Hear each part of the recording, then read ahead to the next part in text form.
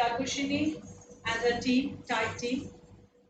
Today I have chosen love poems. As we are all feeling kind of anxious, feeling very restricted, I felt that there's only one emotion which can set us free, and that is love. And as a student of literature, I have always wanted to dovetail the two, Kathak and love poems. And the emotions go very well with all that we have learned in Kathak and can be best expressed also in Kathak idiom. With the time that we are going through, it's an inward journey. And life itself is a journey, and dance teaches us to experience the vagaries of life and different waves of love. Love from the simplest, innocent, to the sublime. And this has always quite fascinated me, frankly. And I feel that if I did not live, if I did not love, I did not live. So coming back mainly to our dance, bhava and rasa are the two postulates on which, are the two pillars which Abhinaya rests. We all know that the 6th chapter of Natya Shastra deals with rasa, and we also know that Abhinaya, there are 4 kinds of Abhinaya: Vachik, Angik, Aharya, and Swatik Abhinaya. And a dancer has to normally picks from all these to show what she's trying to emote on any theme. And right from the mythology to even the present moment, we can emote. Now, what is Vibhava? Vibhava is something which means knowledge. It is an expression of bhavas by the combination of Vachik, Angik, Swatik, and Aharya. The Rasa Bhava, as we all know, is the most important concept of performing arts. Be it music, be it dance, be it a painting, there's always rasa which is created. I'm not going to give you details about rasa and how it is formed. I want to take you with the emotion to the journey, through the journey, experiencing different things, feeling when we are so sanitized from everything around us. We need to create love. We need to have faith. We need to look around within us to create something which is for us, with us to stay. And again, that is love. So as we all know that bhava is a state of mind, while rasa is the aesthetic flavor. And rasa in Sanskrit we all know means ras. And rasa was emotional. For me, it's a kind of an emotional indulgence of a mood, which is called the sthai bhava. And the development towards enjoying this new thing with different interpretations is very significant for the emotional condition. Now, what have I done with this theme of love? The theme of love, like divine, I have tried to connect the Greek concept of love with Hindu philosophy. So love, as we know, I've jotted down these points because it's always better with the time so that I don't miss out anything. As we all know that love, according to Greek concept, ancient Greek concept, first is eros. Eros is something which represents the idea of sexual love, passion, and desire. The second kind is philia.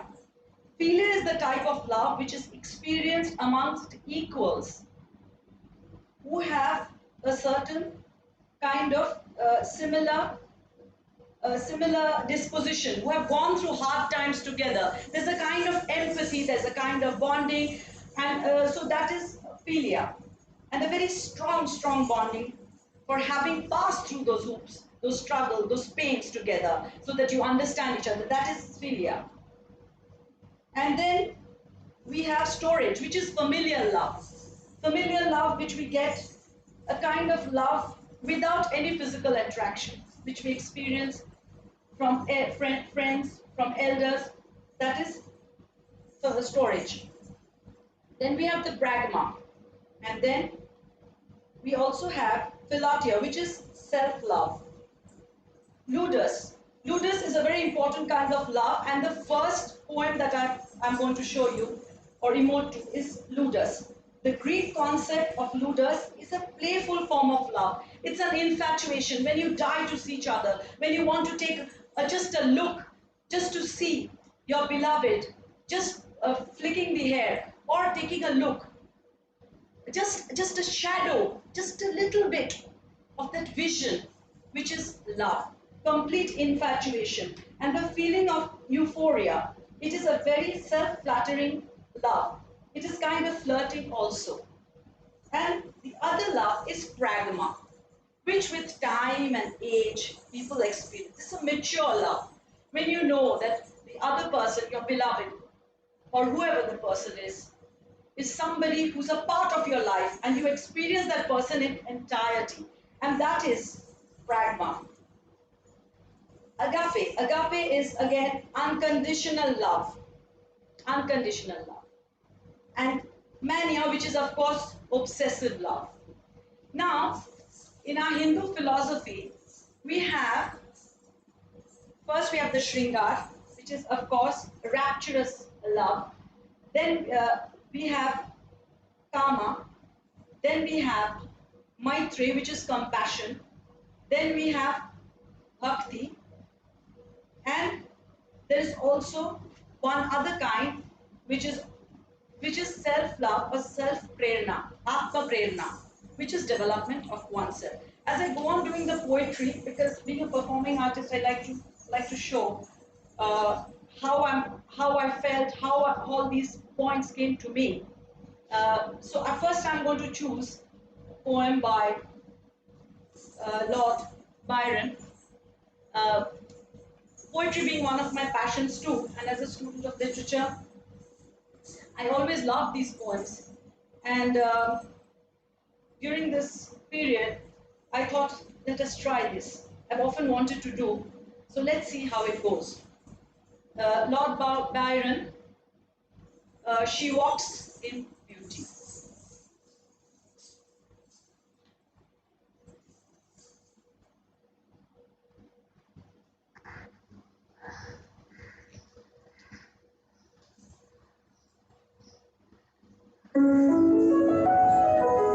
She Walks in Beauty by Lord Byron George Gordon. She walks in beauty like the night of cloudless climes and starry skies, and all that's best of dark and bright meet in her aspect and her eyes, thus mellow to that tender light which heaven to gaudy day denies. One shade the more, one ray the less, had half impaired the nameless grace, which waves in every raven trees, or softly lightens over her face, when thoughts serene, sweet express, how pure, how dear, their dwelling place. And on that cheek, and oh that brow, so soft, so calm, yet eloquent, the smiles that win, the tints that glow, but tell of days in goodness spent, a mind at peace with all below, a heart whose love is innocent.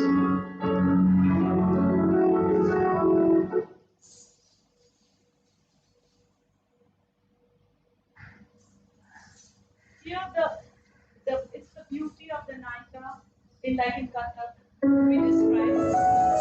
And she walks in the beauty of the Naika, which is described here, and how she's pure, how she's innocent, and how graceful she is. Love makes you graceful. This is one other quality which one gets as a gift when one is in love. Now, the next poem. Now here what we have explored is ludus. Ludus, according to the Greek philosophy, the love angle is ludus because there is infatuation. There is a worshipping thing about her beauty, about her charm, about her grace, about her walk, and the nature, how the nature also nurtures this beauty. So this is absolute ludus, and with this we can connect with Shringara Bhava of our Hindu philosophy, or the way we look at things, the Indian way. Now the second poem that I'm going to take today is Love's Philosophy.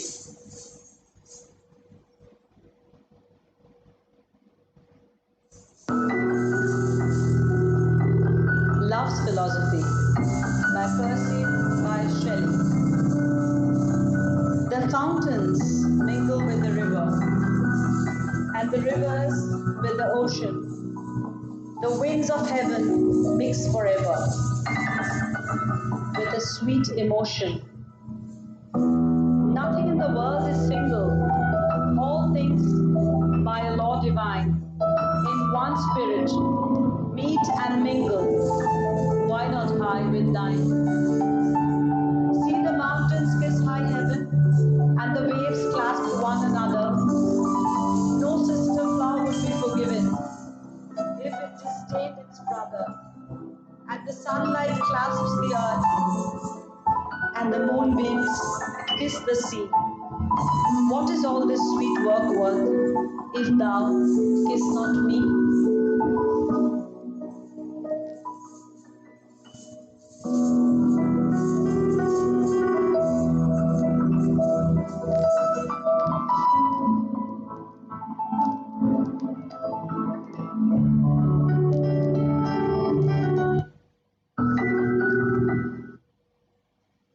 Here also we find ludus. Now the third poem here is Maturing in Love. Maturing in love, here what we find, according to the Greek concept of love, is pragma. Pragma is when things mature, like a good wine, it is maturing, it is matured. Pragma, when love has materialized, aged, and developed over time.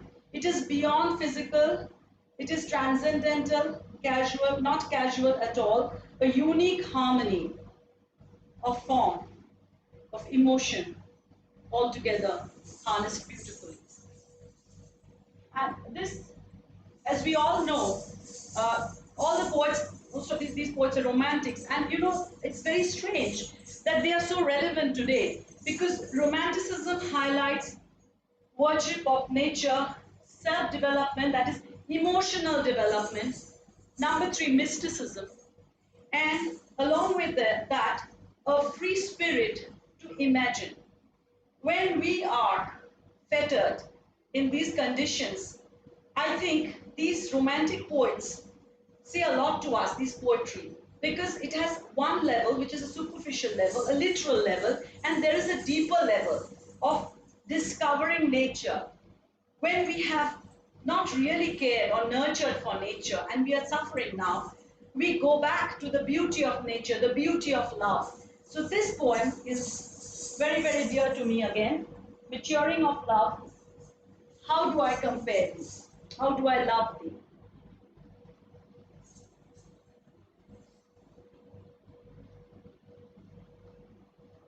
There are many ways. There are many ways. Even in Indian mythology, we see how lovers show their love. Like in Kalidas's Meghdut, you see how Yaksha sent his love to Yakshini with the help of the clouds. So there are innumerable ways lovers have wanted to express their love for the beloved, and the beloved always feels that somewhere it is running a little bit short of what she is expecting. So now this beautiful poem.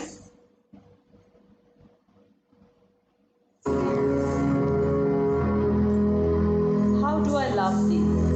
Let me count the ways. By Elizabeth Barrett Browning. How do I love thee? Let me count the ways. I love thee to the depth and breadth and height my soul can reach. When feeling out of sight, for the ends of being an ideal grace, I love thee to the level of everyday's most quiet need by sun and candlelight. I love thee freely as men strive for right. I love thee purely as the turn from phrase. I love thee with the passion put to use in my old griefs and with my childhood faith. I love thee with the love I seem to lose with my lost saints. I love thee with the breath, smiles, tears, and all of them. And if God choose, I shall but love thee better after death.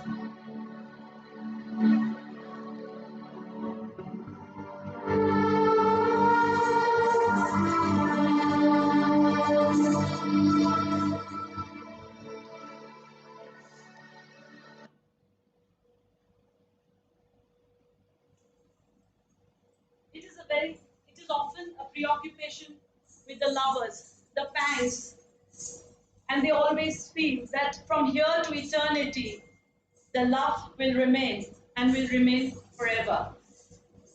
So this is a kind reiterating theme in a lot of poems all over the world, because this is the simplest tale that can be told. That is love.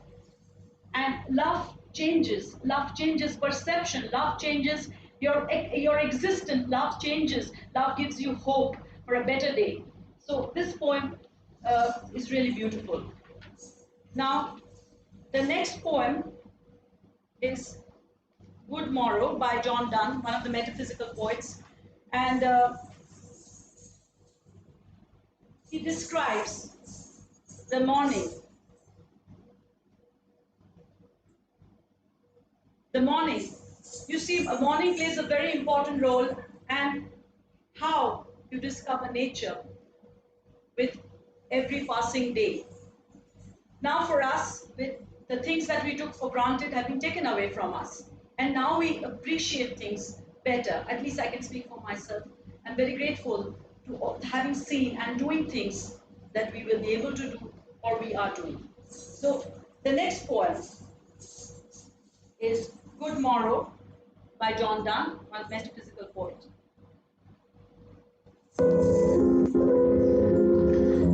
The Good Morrow by John Donne. I wonder by my trot what thou and I did till we loved. Were we not weaned till then, but sucked on country's pleasures childishly, or snorted we in the seven sleepers' den? It was so, but this all pleasures fancies be, if ever any beauty I did see, which I desired and got, it was but a dream of thee. And now good morrow to our waking souls, which watch not one another out of fear, for love, all love, of other sights controls, and masks one little room and everywhere. Let sea discoverers to new worlds have gone, let maps to other worlds on worlds have shown. Let us possess one world, each hath one, and is one. My face in thine eyes, thine in mine appear, and true plain hearts do in the faces rest. Where can we find two better hemispheres, without sharp north, without declining west?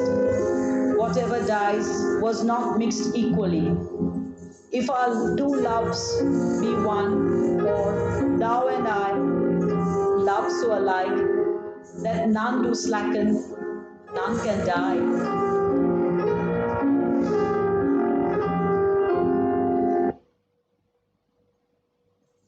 Again, there is always this constant reaffirmation of life. And even death can threaten that. Trying to take death in a very light way because the person has the tool or the weapon of love.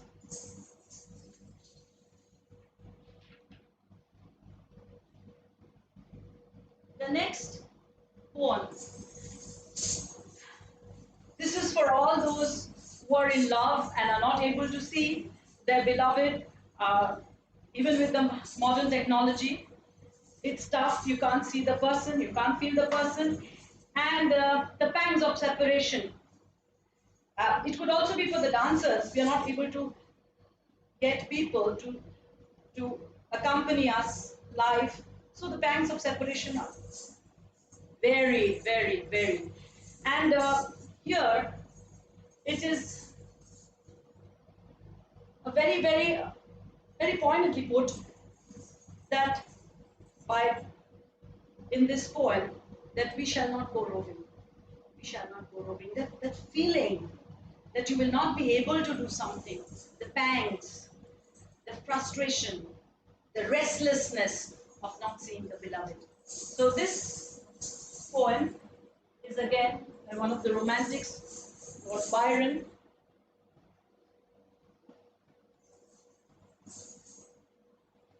So we go no more roving. Yeah, okay. So we will go no more a-roving by Lord Byron.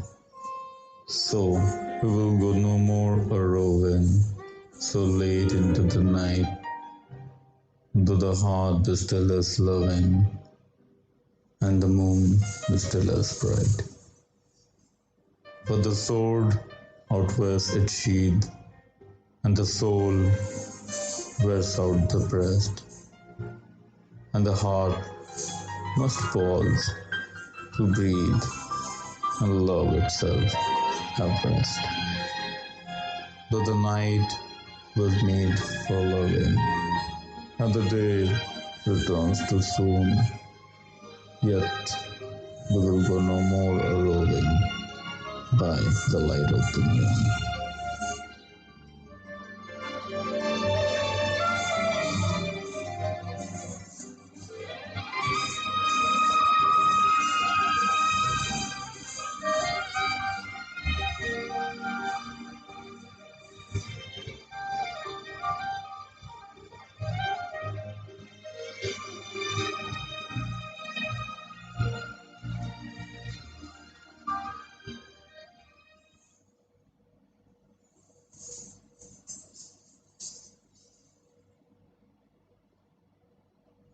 The next, here we again connecting it to the Greek concept of love. There is a kind of, this love is more like an obsessive love, where love itself means renewing themselves and reinforcement of their own selves. They become passionate and so feel restless without each other's presence. The next poem, is by Pablo Neruda, one of my favorite poets. And here again, we feel that what he has tried to say is almost an obsessive love, like a love as a mania. And here we find that the Vavicharika Bhava, the Glani, there's also Smriti or Duksha, there is Vishada or depression, and there is Anasa, that is restrained anger. So all these emotions, emotional notes are also played in this poem by Pablo Neruda. And it stirs up the soul because you feel that this could be anybody's story. It has an universal appeal. So let's see how this composition goes.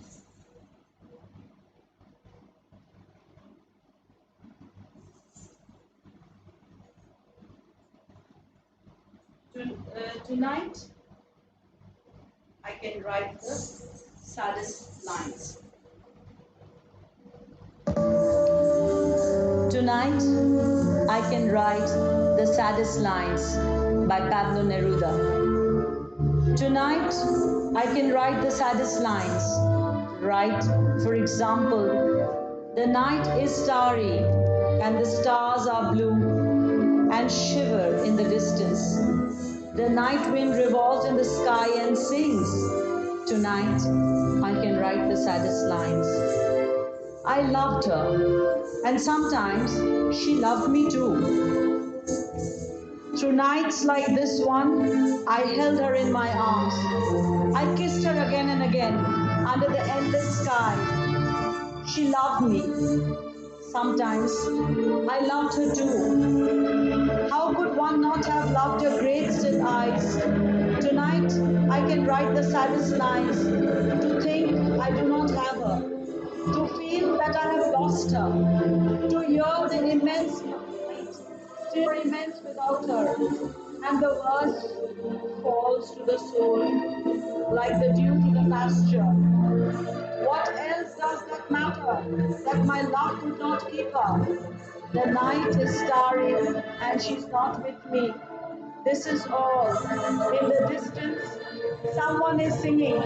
In the distance, my soul is not satisfied that it has lost her. My sight tries to find her, as though to bring her closer. My heart looks for her, and she is not with me. The same night whitening the same trees. We of that time are no longer the same. I no longer love her. That's certain. But how I loved her. My voice tried to find the wind to touch her hearing. Another's. She will be another's, as she was before my kisses. Her voice, her bright body, her infinite eyes. I no longer love her. That's certain. But maybe I love her. Love is so short, forgetting is so long. Because through nights like this one, I held her in my arms. My soul is not satisfied that it has lost her. Though this be the last pain that she makes me suffer, and this the last verse that I write for her.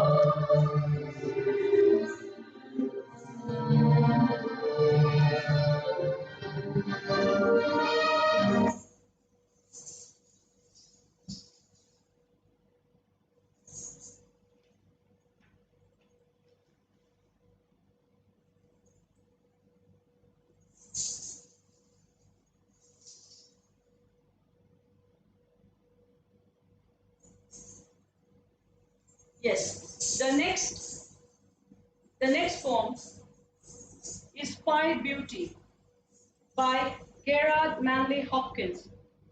And here the sentiment is that of agape or spiritual love. It is an unbearable love bigger than ourselves, beyond our comprehension and feeling of empathy. The Buddhist philosophy calls it metta, universal longing or love. Another dimension we find is that parallelly what we experience in Indian philosophy is bhakti. Bhakti as a complete faith and belief in his existence and complete surrender and resignation. Purest love that is free from desires and expectations regardless of all the flaws and shortcomings. Agape. So this poem we see has two things, bhakti and agape, by Gerard Manley Hopkins.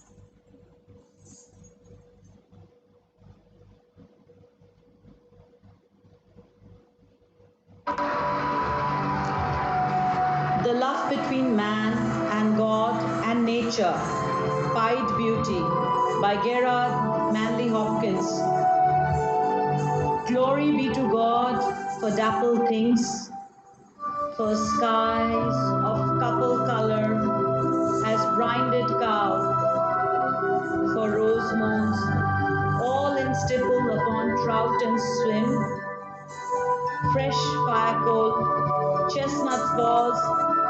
finch's wings, landscape plotted and pierced, fold, fallow and plough, and all trades, their great and tackle and trim, all things counter, original, spare, strange, whatever is fickle, freckled, who knows how, with swift, slow, sweet, sour, a dazzle, dim. He fathers folk whose beauty is past change.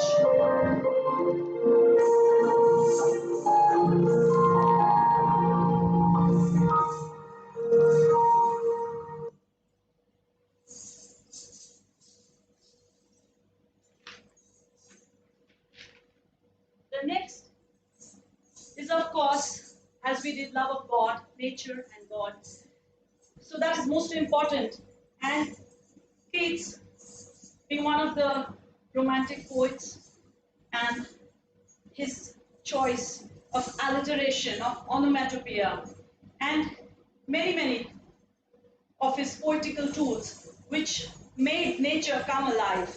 As a student, I remember we kept reciting these lines, and I really thank my professors who taught poetry to me, and so beautifully. And I really salute them for their understanding and passing on this rich treasure trove to students of literature. So this is one beautiful poem, Ode to Autumn, written by John Keats. I have chosen mostly popular poems which most people know or have heard or have studied.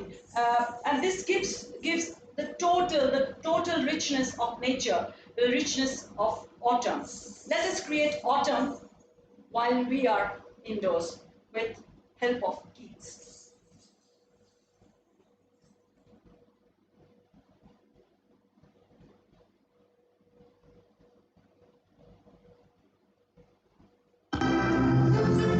To Autumn by John Keats.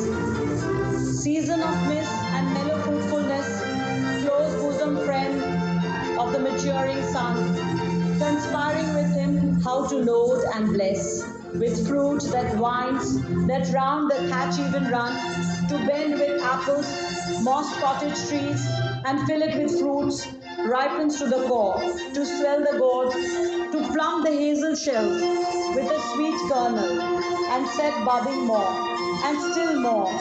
Later flowers for the bees until they think warm days never cease. For summer overbrim their clammy cells, who hath not seen thee oft amid thy store. Sometimes whoever seeks abroad may find thee sitting careless on a granary floor, the hair soft, lilted by the winnowing wind, or on a half-wreathed furrow, sound asleep. Drowse with a fume of poppies, while thy hook spares the next swath and all its twined flowers, and sometimes, like a gleamer thou dost keep, steady thy laden head across a brook, or by a cider press, with patient look, thou watchest the last oozings hours by hours. Where are the songs of spring?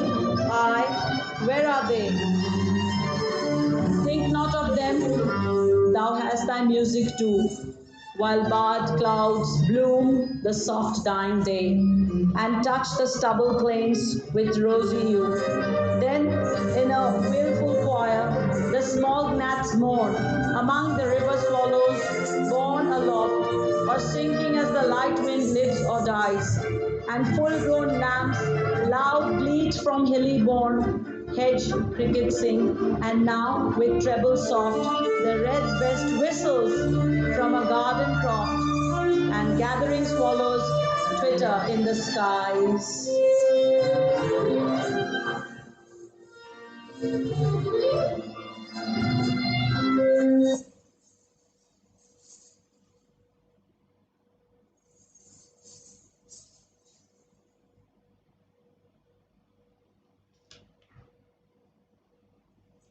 The next is most important, and this is often misunderstood, the concept of self-love or Atma Prerna. This is people love themselves to such an extreme that they really don't know how to love themselves. Yeah, I know it is sounding very ironic and quite not what it should be, but that is the truth.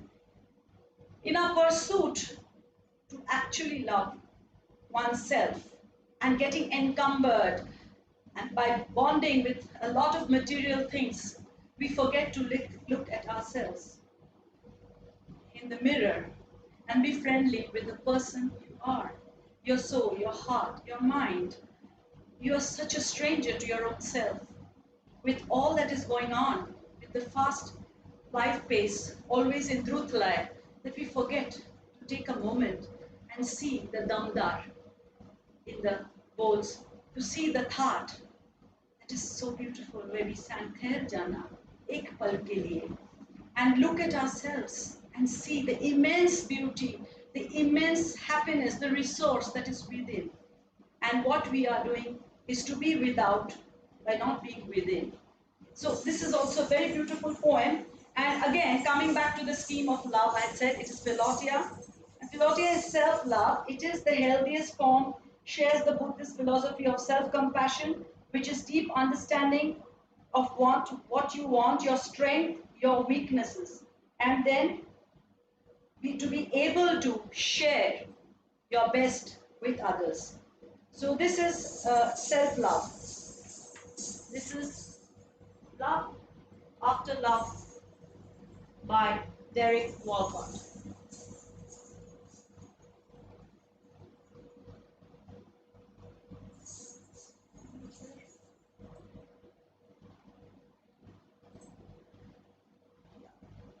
Yeah.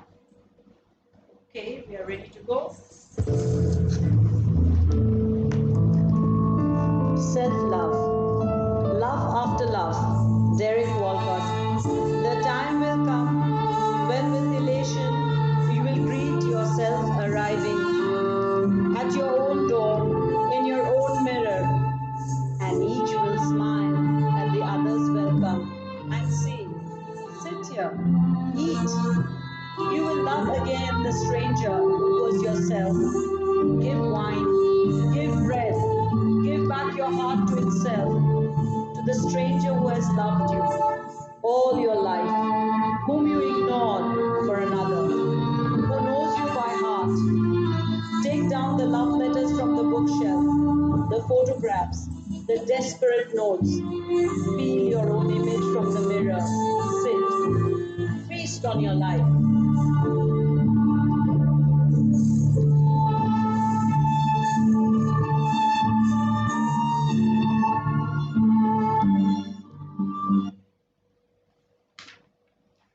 So that was feasting on life by knowing yourself. Now the last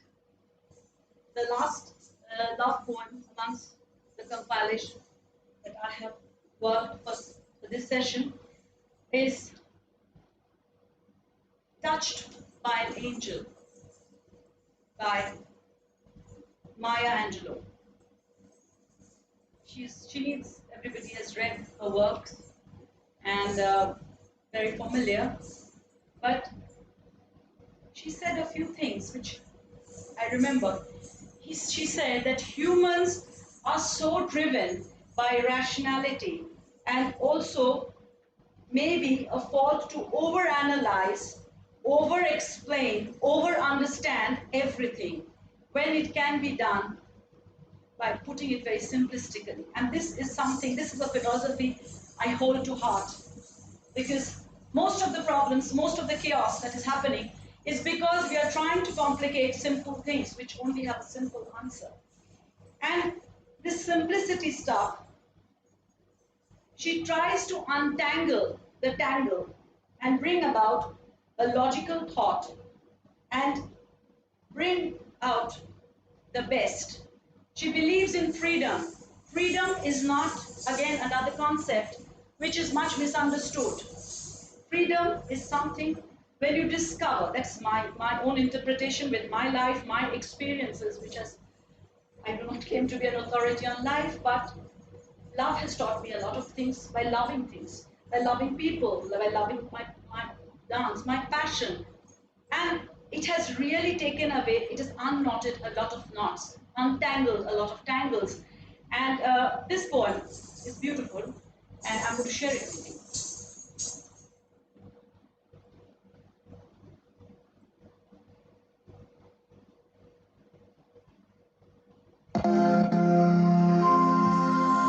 Touched by an angel, Maya Angelou. We, unaccustomed to courage, exiles from the light, live coiled in shells of loneliness until love leaves its high holy temple and comes into our sight to liberate us into life. Love arrives, and in its train comes ecstasies, old memories of pleasure, ancient histories of pain. Yet we are bold. Love strikes away the chains of fear from our souls. We are weaned from our timidity. In the flush of lover's light, we dare be brave. And suddenly we see that love costs all we are and will ever be. Yet it is only love which sets us free.